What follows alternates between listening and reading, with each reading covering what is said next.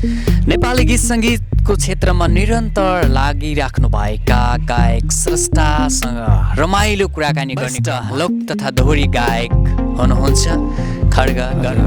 मान्छेको जिन्दगीमा सहज कुरा केही पनि छ। नेपाली लोक सङ्गीतको एउटा जिउँदो इतिहास प्रेमदेव गिरी दाइसँग कुरा गरेको थिएँ। उहाँहरू 29-30 सालताका काठमाडौँ रेडियो नेपालमा जानको लागि सुर्खेतबाट नेपालगञ्जबाट गोरखपुरबाट रक्सौल हुँदै अनि काठमाडौँ पुग्नु। अरे डिसीको अनुहारमा अर्को कुनै अनुहार भएको मुकुण्डो ल्याइदियो भने के हुन्छ, लगाइदियो भने के हुन्छ। दिदी बहिनीहरू भन्दा त्यहाँ 2-4 जना पुरुष गायकहरू चाहिँ हिरो बन्छन्।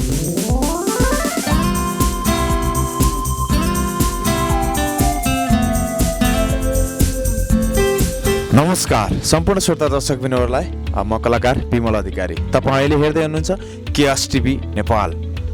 Like, comment, share and subscribe गर्न नभुल्नुहोला।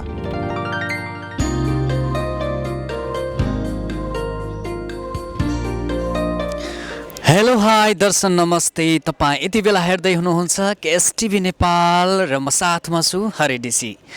नेपाली गीत सङ्गीतको क्षेत्रमा निरन्तर लागिराख्नुभएका गायक स्रष्टासँग रमाइलो कुराकानी गर्ने क्रममा म आजको बसाइमा आइसकेको छु र आजको बसाइमा म कुरा गर्दैछु वरिष्ठ लोक तथा दोहोरी गायक हुनुहुन्छ खड्ग गर्बुजा। उहाँका गीतहरू, थुप्रै गीतहरू यहाँले मन पराउनु भइसकेको छ र उहाँसँगै रहेर आज भलाकुसारी गर्नेछु र आउनुहोस् उहाँलाई स्वागत गरौँ। स्वागत छ खड्ग गर्बुजाजी, यहाँलाई हार्दिक स्वागत गर्न चाहन्छु। धन्यवाद। सन्चै हुनुहुन्छ? ठिक छु। आज दाङमा आउनु भएको छ, के छ, केमा व्यस्त हुनुहुन्छ आजभोलि? व्यस्त त यही नेपाली गीत सङ्गीतको सेवामै हो र खास गरी दाङमा आएको कारण चाहिँ यो मगर सांस्कृतिक सङ्घ राप्ती अञ्चलको सहयोगमा 18 मगरात खाम मगर भाषा संस्कृति संरक्षण मञ्च विकास मञ्चको आयोजनामा हुन लाग्यो यो मगरहरूको राष्ट्रिय पर्व माघे सङ्क्रान्तिको अवसरमा हुन लागेको यो कार्यक्रमको लागि आज सांस्कृतिक कार्यक्रमको लागि आउनु भएको छ। व्यस्त पनि हुनुहुन्छ हो? ठिकै। यहाँका थुप्रै गीतहरू दर्शक श्रोताहरूले माया गरिदिनु भएको छ। निरन्तर गीत सङ्गीतमा लागिराख्नु भएको छ। एउटा म्याग्दीमा जन्मिएर नेपाली गीत सङ्गीतमा लाग्नु भएको छ र नाम त्यो किसिमको कमाइसक्नु भएको छ। के छ, कतिको सहज छ र यहाँको जीवन कालका कुरा गर्न चाहन्छु। सुरुवातको क्रमदेखि जोडिन चाहन्छु। धेरै सङ्घर्ष गर्नुभएको छ। कति सालदेखि लाग्नु भएको थियो चाहिँ गीत सङ्गीतमा?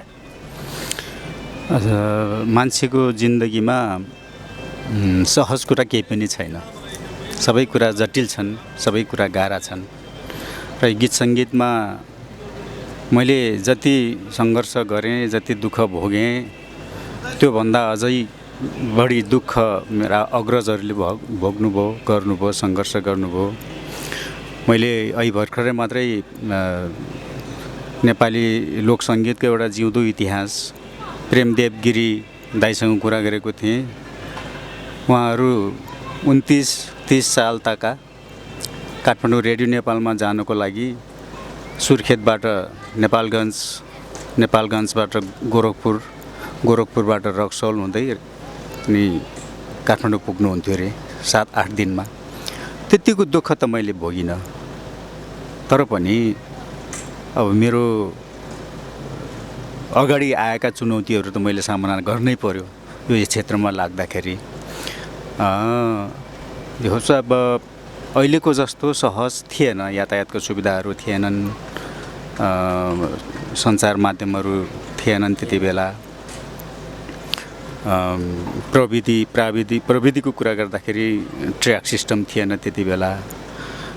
त्योभन्दा ठुलो कुरो त चाहिँ नेपाली लोक सङ्गीत त्यति बेला गाउँ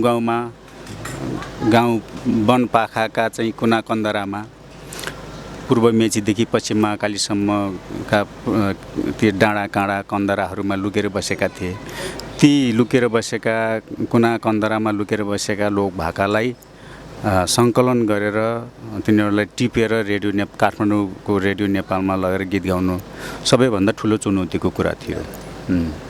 कति सालमा तपाईँ काठमाडौँ प्रवेश गर्नुभएको थियो? म 47 सालमा 46 सालमा प्रवेश गरेँ। 2046-47 सालदेखि निरन्तर लागि पर्नु भएको छ। अहिलेसम्म कतिवटा गीत रेकर्ड गर्नुभएको छ यहाँले चाहिँ? गीतको सङ्ख्यामा हिसाब गर्दा त्यही 900 को वरिपरि हाराहारीमा होला।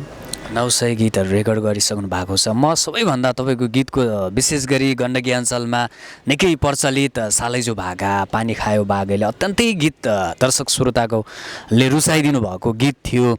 यो चाहिँ कति सालमा रेकर्ड गर्नुभएको थियो? त्यो मैले 53 सालमा रेकर्ड गरेँ। 2053 सालदेखि अहिलेसम्म पनि हजुर म्युजिक नेपालमा हजुर रेकर्ड गर्नुभएको थियो। सोही गीत हाम्रा दर्शक cash TV Nepal YouTube channel हेरेर बस्नुभएका दर्शक श्रोताको लागि सोही गीत एक टुक्का मात्रै गीत गाउनै पर्ने हो। गीतकै लागि त रेकर्डेड गीत युट्युबतिर हेरिराख्नु भएको छ जो आज खड्ग सुन्दा पनि हो, हजुर सुन्दा पनि हो, एफएमतिर सुन्दा पनि। आज तपाईँहरूमा भेट भएको बेलामा कुराकानी नै गरौँ, रमाइलो कुराकानी। ओके, ठिकै छ। हाम्रो दर्शक श्रोताको लागि यहाँको गीत पनि यहाँले युट्युबमा पानी खायो बाघैले, खड्ग गडबुजा पानी खायो बाघैले सालैजु सर्च गरेर पनि हेरिदिनु होला। मैले चाहिँ असाध्यै रुचाइएको गीत हो। हुन त अन्य गीतहरू पनि धेरै गीत छन् उहाँका, अब 900 भनी रेकर्डहरू 900 को वरिपरिमा। हजुर के छ गीतहरू गाइरहँदा अब यति धेरै समय वर्ष भइसक्यो तपाईँ निरन्तर लागिराख्नु भएको छ। पहिलाको गीत सङ्गीत र अहिलेको गीत सङ्गीतमा अलिकति नयाँ युवा पुस्ताहरूले प्याटर्न चेन्ज गरेको हो भन्ने चाहिँ गायक गायिकाहरूको अग्रज कलाकारहरूको विश्लेषण छ। के लाग्छ हजुरलाई चाहिँ? गीत सङ्गीत पनि तपाईँको समयअनुसार परिवर्तन हुँदै जान्छन्, त्यो स्वाभाविक कुरा हो। तर केही मूल्य मान्यताहरू हुन्छन् जुन गीत सङ्गीत हाम्रो परम्परागत संस्कृतिसँग, हाम्रो सम्पदासँग जोडिएका छन्। ती गीत सङ्गीतका मूल्य मान्यतालाई हामीले कहिले पनि छोड्नु हुँदैन। ती गीत सङ्गीतका, ती संस्कृतिका ती मूल्य मान्यता भनेका नेपालको चाहिँ एउटा गौरव हो र नेपालको पहिचान हो। हामीले ती मूल्य मान्यता छोड्दै गयौँ भने नेपालको पहिचान पनि फेरिँदै जान्छ। हरि डिसीको अनुहारमा अर्को कुनै अनुहार भएको मुकुण्डो ल्याइदियो भने के हुन्छ, लगाइदियो भने के हुन्छ? हरि डिसी हुँदैन नि, अर्कै मान्छे हुन्छ। नेपाली माटो सुहाउँदो गीतहरू गाउनुपर्छ। नेपाली भूमिमा नेपाली संस्कृति पहिचान जनाउने खालका युवा पुस्ताहरूले यो चाहिँ गीत सङ्गीतलाई चाहिँ भुल्नु हुँदैन भन्ने तपाईँको विश्लेषण हो। अब हामी 21औँ शताब्दीमा छौँ, हामी स्वतन्त्र छौँ, हामीलाई जे मन लागेको छ त्यो गर्न पाउँछौँ। तर पनि यति हुँदाहुँदै पनि हामीले केही सोच्नुपर्ने, केही गम्भीर हुनुपर्ने विषय चाहिँ के छन् भने हाम्रो राष्ट्रियताको सवालमा, हाम्रो पहिचानको सवालमा, हाम्रो चिनारीको सवालमा हामी संवेदनशील हुनुपर्छ। जस्तै कुनै पर्व विशेषका गीतहरू हुन्छन्, कुनै चाहिँ अब जात्रा विशेषका गीतहरू हुन्छन्। अति विभिन्न चाहिँ हाम्रो नेपाल भनेको सयौँ थरीका जात जातिहरू बसोबास गरेको चाहिँ देश हो। अब ती सयौँ जात जातिका आफ्नै मौलिक सङ्गीतहरू, मौलिक गीतहरू छन्। ती सबै चाहिँ तामाङ सेलो तामाङको मात्रै होइन, हामी सबै नेपालीहरूको हो। मगरहरूको कौरा गीत मगरको मात्रै होइन, सबै नेपालीको साझा संस्कृति हो। ब्राह्मण जातिको बालम भजन त्यो ब्राह्मण जातिको मात्रै होइन, हामी मगर अरू समुदायको पनि हो। हामी सबैको चाहिँ राष्ट्रिय सम्पत्ति हो। त्यो हिसाबले हामीले हेर्न सक्यौँ भने पक्कै पनि हामीलाई चाहिँ हाम्रो संस्कृतिमा चाहिँ हामीले चिन्ता गर्नुपर्ने अवस्था आउँदैन। तर पछिल्लो समयमा आएर जुन अरू गीतहरूमा त खासै त्यस्तो आलोचना गर्नुपर्ने, टिका टिप्पणी गर्नुपर्ने छैनन्। तर एउटा विषय चाहिँ मलाई जहिले पनि चाहिँ एउटा खड्किन्छ कि जब तिज आउँछ तबदेखि दिदीबहिनीहरूभन्दा त्यहाँ 2-4 जना पुरुष गायकहरू चाहिँ हिरो बन्छन्। दिदीबहिनीहरू कता हुन्छन् थाहा हुँदैन। 2-4 जना पुरुष गायकहरूको दसैँ आउँछ तिज आउने बित्तिकै। त्यसले गर्दा मैले उहाँहरूको त्यो भाइहरूको त्यो पुरुष कलाकार भाइहरूको आलोचना गर्नु खोजेको होइन। मैले केवल चाहिँ एउटा प्रवृत्तिको चाहिँ आलोचना गरे हुँ। अब हाम्रो तिजको गीतको विशेषता भनेको के हो भने चेलीबेटीहरूले गाउने, चेलीबेटीहरूले आफ्नो मनको वेदना पोख्ने। अब वर्ष दिनमा अरू बेला जान नपाए पनि वर्ष दिनमा एक दिन त माइत जसरी पनि जान्छन् चेलीबेटीहरू। माइत गएपछि चाहिँ आफ्नो श्रीमानले गरेको व्यवहारहरू, श्रीमानबाट पाएको माया अथवा स्नेह अथवा श्रीमानबाट पाएको यातनाको विषयमा चाहिँ आफ्नो बाबुआमाले सुनाउने, वेदना पोख्ने, आफ्नो मनको कुरा पोख्ने हो। त्यो तिजको गीतमा माया प्रेमका कुरा उठाइदिन। तर अहिलेका तिजको गीत दोहोरी, जुन एउटा दोहोरी बनाइएको छ तिजको गीतलाई, अब दोहोरी पनि होइन, त्यो रत्यौली गीत भन्छ जस्तो बन्यो, दुरुस्तै रत्यौली गीत जस्तो छ होइन। अब शब्द त रत्यौली खालको छ, झन्डै भाका पनि चाहिँ रत्यौली खालकै नै यसरी रत्यौली भाकालाई चाहिँ तिजको भाका भनेर गाउने गरिएको छ। त्यसले गर्दाखेरि हामी यो विषयमा अलि सचेत बन्नुपर्छ। सचेत बन्ने सबभन्दा पहिलो दायित्व चाहिँ कलाकार स्वयंकै हो। कलाकारले के जान्नु पर्यो भने मैले के गर्नुपर्छ, के गर्नु हुँदैन, के गर्नुहुन्छ, के गर्नु हुँदैन, त्यो गर्नु हुने र नहुने कुरा चाहिँ छुट्याउन सक्नु पर्यो। त्यो विवेक चाहिँ कलाकारमा हुनु पर्यो। यदि कलाकारले कतै गल्ती गर्छ भने फेरि तपाईँहरू जस्तो मिडियाका मान्छेहरूले अलिकति व्यक्तिहरूले अलिकति सचेत गराइदिनुपर्छ। दर्शकहरू श्रोता भनेको त तपाईँको मिडियाले जे बजाइदिन्छ, जे देखाइदिन्छ त्यही हेर्ने हो होइन। त्यसले गर्दाखेरि हामी कलाकार, सञ्चारकर्मीहरू सबै सचेत भएर हाम्रो कला, सङ्गीत र संस्कृतिलाई चाहिँ अलिकति मर्यादित र बनाऊ भन्ने चाहिँ मेरो समय सापेक्षिक रूपले चल्ने गीत सङ्गीतहरू जस्तै अघि यहाँले उठाउनु भएको विषय पनि मलाई पनि मन पर्यो। अब तिज भन्दैमा अब नारीहरूकै प्रभावलाई चाहिँ उछिनेर पुरुष साथीहरू चाहिँ बरु त्यो किसिमका गीतहरू पुरुष साथीहरूले ल्याएर अगाडि अरू अन्य गीतहरू, विधाका गीतहरू गाएर पनि अगाडि आउन सकिन्छ।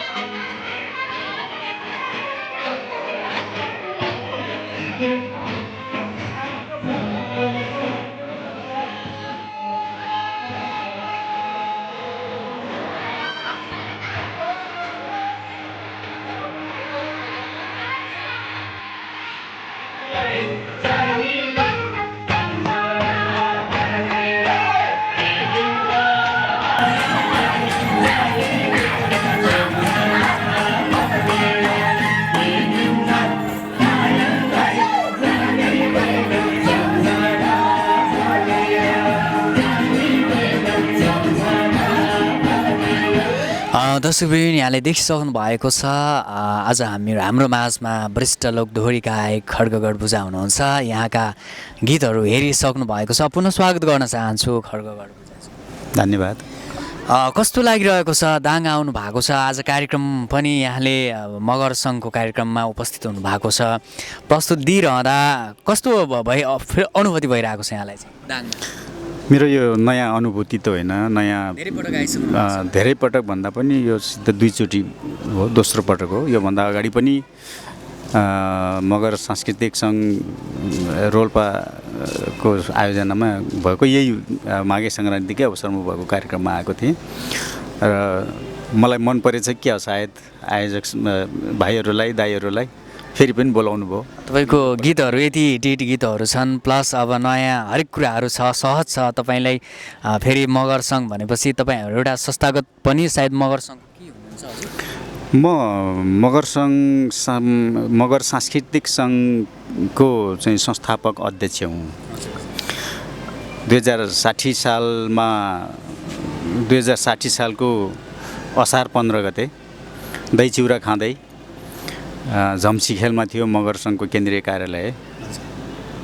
त्यहाँ हामी 1-2जना साथीहरू मिलेर चाहिँ मगर सांस्कृतिक सङ्घ गठन गरौँ भन्ने हिसाबले हामीले गरेका थियौँ र पछिल्लो नेतृत्व र मगर सांस्कृतिक सङ्घका सक्रिय भाइ बहिनीहरूको कारण अहिले रोल्पा जिल्लामा पनि एउटा अञ्चल स्तरीय कमिटी पनि गठन भएको छ। विभिन्न जिल्लाहरूमा जिल्ला समितिहरू पनि गठन भएका छन् र मगरहरूको मौलिक संस्कृतिलाई चाहिँ जगेर्ना गर्ने प्रसार प्रसारमा ल्याउने काममा चाहिँ यो सफल भएको छ। खड्ग गडभुजा एउटा नेपाली लोक साङ्गीतिक क्षेत्रको होनहार व्यक्तित्व हो। यहाँले भनिसक्नु भएको छ करिब 900 गीतहरू रेकर्ड गरिराख्नु भएको छ। तपाईँको पछिल्लो समयमा रेकर्डिङ कार्यहरू अगाडि बढिरहेको छ या के कस्तो भइरहेछ पछिल्लो अपडेटहरू? म निरन्तर सेवामै छु। रेकर्ड गरिराख्नु भएको छ, हुनेवाला पनि छन्। तपाईँलाई सबैभन्दा मनपर्ने तपाईँका यी आजसम्मका गीतहरू मध्येको तपाईँको जीवनमा पनि तपाईँ आफैले रुचाएको गीत?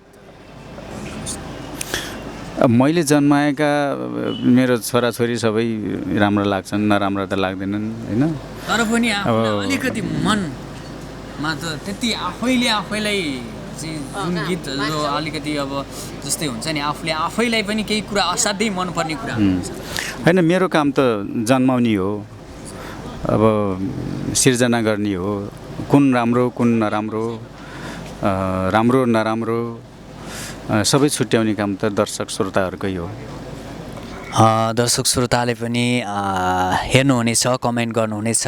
खड्ग गडभुजा युट्युब च्यानल खड्ग गडभुजा युट्युबमा सर्च गरेर यहाँका गीतहरू चाहिँ हेरिदिन सक्नुहुन्छ, कमेन्ट गर्न सक्नुहुन्छ।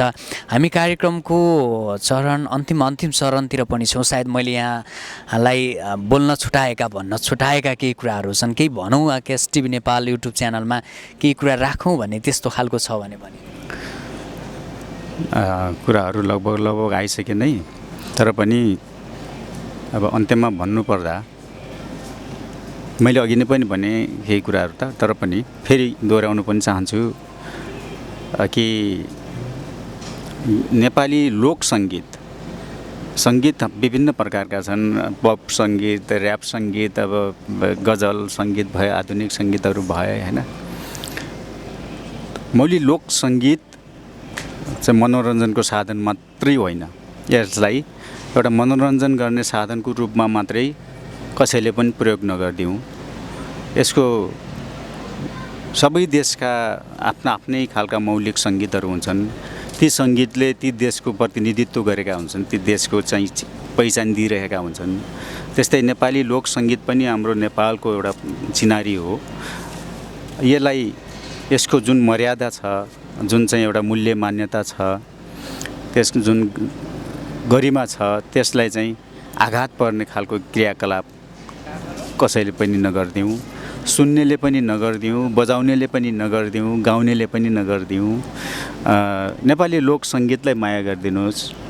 म खड्ग गडभुजाकै गीत सुन्नुहोस् पनि भन्दिनँ, सबै कलाकारहरूको गीत सुनिदिनुहोस्। मौलिक नेपाली लोकगीत सुनिदिनुहोस्। अरू गीत पनि सुन्नुहोस्, तपाईँले चाहेका गीतहरू, हिन्दी गीतहरू, अङ्ग्रेजी गीतहरू सबै गीत सुन्न सक्नुहुन्छ। तर पनि सँगसँगै नेपाली लोक सङ्गीतलाई पनि त्यत्तिकै माया गरिदिनुहोस् भन्ने मेरो सबै दर्शकहरूमा अनुरोध हो। पक्कै पनि दर्शकवृन्द, नेपाली मौलिक गीत सङ्गीतको उत्थान र विकासका लागि हामी नयाँ पुस्ताहरूले पनि सबै कुराहरूमा विचार पुर्याउनु पर्छ। मौलिक कला संस्कृतिलाई चाहिँ जोगेर्ना गर्न आवश्यक छ भन्दै आजको लागि भने यो रमाइलो कुराकानी जस्तो लाग्यो त्यस्तै प्रतिक्रिया भने दिन नभुल्नुहोला। साथै यस हाम्रो युट्युब च्यानललाई सब्सक्राइब गर्न पनि नभुल्नुहोला भन्दै क्यामेरा पर्सन कृष्ण जिएमको साथमा म हरिडिसी पनि यो अन्तरङ्ग भलाकुसारीबाट बिदा हुने अनुमति माग्दछु। धन्यवाद, नमस्कार।